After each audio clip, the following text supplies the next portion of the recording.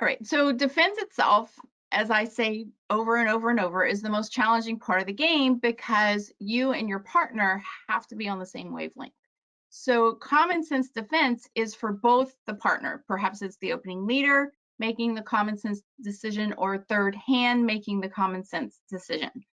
So the first on the bidding for both defenders is to review the auction, right? And that's on our checklist, review the auction, because there's so many tips for declare as well as the defenders, and use that auction to work out declare's point count and distribution, right? The goal as the defenders to have optimal defense is to figure out the hidden hand, which is declare's hand, right? Figure out the point count in declare's hand and figure out the shape of declare's hand.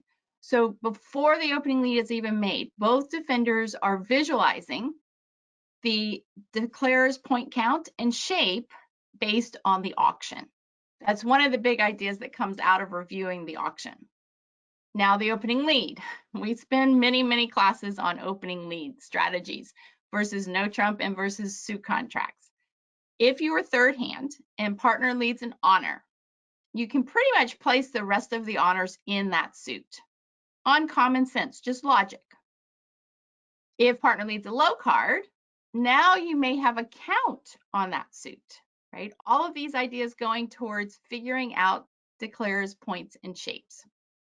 When an honor is led, right, you're the opening leader and you lead an honor, watch your partner's signal.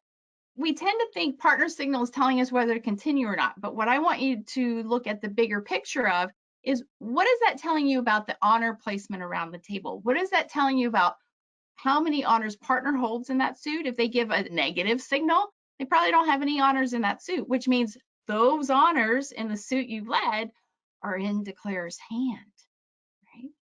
When a spot card is led and partner plays third hand high, the opening leader can generally place the remaining honors around the table.